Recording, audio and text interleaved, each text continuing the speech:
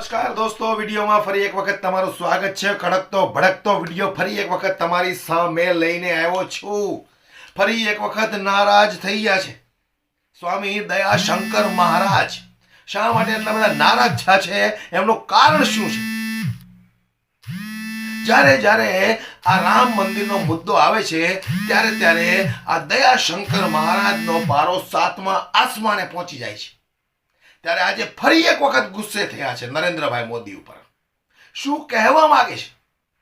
પહેલેથી એમની માંગ છે કે એકલો વ્યક્તિ રામચંદ્ર ભગવાનના મંદિરમાં પૂજા પાઠ ન કરી શકે। ત્યારે આજે એ વાતને લઈને દયાશંકર મહારાજે જે રીતે નરેન્દ્રભાઈ મોદી ઉપર પ્રહાર કર્યા છે, એ વિડીયો તમે સાંભળશો ને તો ખરેખર ખરેખર તમારા પગ નીચેથી જમીન ખસકી જવાની છે। જે રીતે વાત કરી છે, હું તો સાંભળીને મને શોક લાગી ગયો કે આટલી બધી ટીકા કરવાનું કારણ શું છે? જ્યારે સમગ્ર ભારત દેશની જનતા નરેન્દ્રભાઈ મોદીને ચાહે છે, ત્યારે આ ભગવાધારી આટલો બધો વિરોધ કેમ કરી રહ્યા છે? તો आओ दोस्तों આપણે વિડીયો સાંભળીએ, પણ વધુમાં વધુ વિડીયોને શેર કરી દેજો, દરેક લોકો સુધી પહોંચે કે સચ્ચાઈ શું છે, હકીકત શું છે। आओ સાંભળીએ स्वामी दयाशंकर महाराज ने।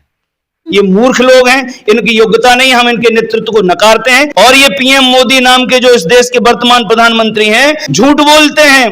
अरे ओ भटके हुए मोदी, ओ मूर्खानंद मोदी, ओ अहंकारी मोदी, मनमाना आचरण छोड़ो, नहीं तो नरक में भी तुम्हें पकोड़े की तरह तला जाएगा योगी मोदी जी। विश्वनाथ उनका नाम है, तो फिर कोई अनाथ कैसे हो सकता है? ये प्रश्न है हमारा मोदी जी से कि मंदिर तो मनुष्य का हृदय है बेटा। जबरदस्ती का पाखंड कर रहा है ये मीडिया, जो गोदी मीडिया है, इसलिए सोशल मीडिया का हम धन्यवाद करते। पक्ष विपक्ष से दूर हटकर स्वामी क्या कहना चाहेंगे आप? ये जो भगवान का रूप है, इसे मनुष्य को इसकी गोद में ही ये जन्म लेता। पृथ्वी जो राम के नाम पर मोदी राजनीति कर रहे हैं, 10 साल हो गए हैं लगातार, पूरा हिंदू समाज, पूरा सनातनी समाज, कुछ दलालों को छोड़ो जो दारू मुर्गा खा के जय श्री राम का नारा लगा रहे हैं, उनको तो हम हिंदू मानते ही नहीं है। वो तो राक्षस हैं, सीधे शैतान, चाहे वो हिंदू हो और चाहे मुसलमान हो। हिंदुओं में भी जो कहते हैं जो उच्च वर्ण है, जो निम्न वर्ण है, ऊंचा उसको कहते हैं ऊंचे कुल का जन्मिया, जो कर नहीं ऊंच न होए, और सुवर्ण कलश सुरय भरा, साधु निंदे सोए। इसलिए हम तो इस संत मत के अनुसार निवेदन कर रहे हैं देश की जनता से कि राम जी का हम खूब उत्सव मनाते हैं। रामनवमी आ ही रही है, मंदिर पूरा बन जाने दो। और राम जी के जन्म से पहले उनकी प्राण प्यारी गैया जो कट रही है, जिसका मांस बेचा, आप बताओ ज्योति, गौ मांस बेच रहा? तुम तो यादव वंश से आते हो, तुम्हारे गोपाल कृष्ण कन्हैया ने जीवन में प्राकृतिक जीवन शैली अपनाई, और उनके बड़े भैया दाऊ दादा ने हल पकड़ा, उन्हें हलधर भी कहते हैं।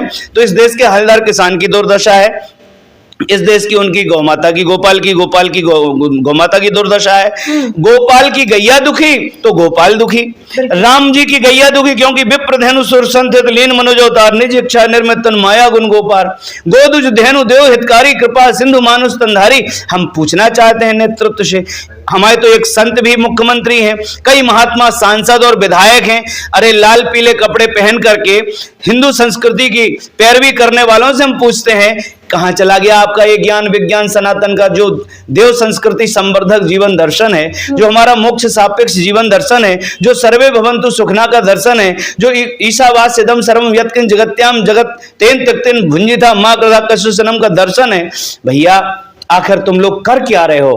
क्यों तुम बदनाम कर रहे हो सनातन को? स्वामी जी सबसे बड़ा सवाल ये है, सनातन को बदनाम तो बेटा यही लोग कर रहे हैं जो सनातन का ठेका लेकर के, अयोग्य लोग जो अपात्र लोग हैं, यही ठेकेदारी लिए।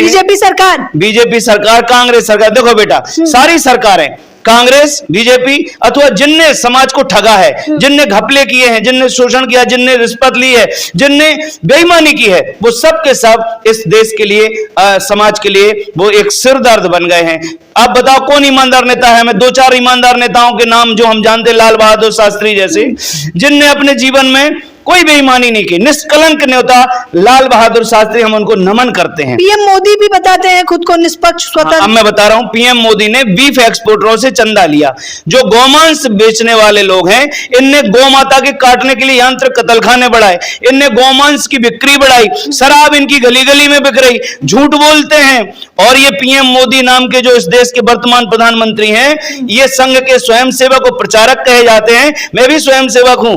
परम वैभव पे ले जाने की बात होती है भारत माता को, हमारे सब संत महात्मा शंकराचार्य, परम पूज्य श्री गौ जो हमारे पुरी पीठाधीश्वर स्वामी श्री निश्चलानंद सरस्वती जी महाराज, जो हमेशा कह रहे हैं कि हमारे 7 स्तंभ हैं, गोभिर विप्रैश्य वेदैश्च सत्वी सत्यवादी अलब्धि दानशील सप्तवेदार्तिमयी, गाय ब्राह्मण वेद सती नारियां दानशील निर्लोभी और सत्यवादी, ये 7 स्तंभ है अपनी देव संस्कृति के। इनको नष्ट कर रहे हैं, क्यों? क्योंकि गौ माता नष्ट कर रहे हैं, गाय का मांस बेच रहे हैं। जब गाय ही नहीं बचेगी तो आगे हमारे देश का विवेक कैसे है? बेटा, मनुष्य का पंचकोशीय विकास, उसका संबंध सीधा गव्य शाकाहार से है, सात्विक आहार से है।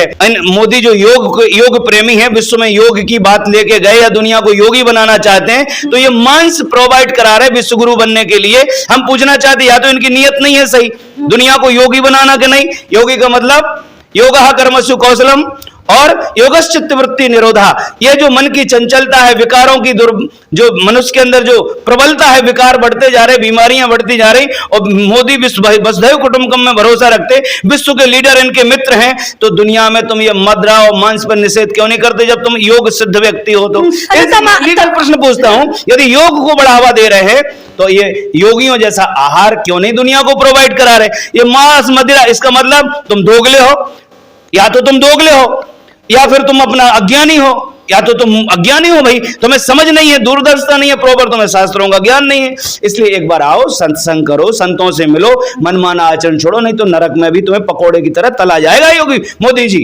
हाँ जी, हाँ, क्या कहना चाहेंगे? तमाम वो बीजेपी से राजनीतिक मुद्दा बना रही है, कह रहे हैं जो राम को लाए हैं हम उनको लाएंगे 24 में भी। हाँ, राम को ना कोई लाता है ना ले जाता है। राम को हम बता रहे हैं कि हम तो जिनके भक्त शंकर जी हैं, हाँ, भगवान शंकर, उमा कहूँ मैं अनुभव अपना, सतहरि भजन जगत सब सपना।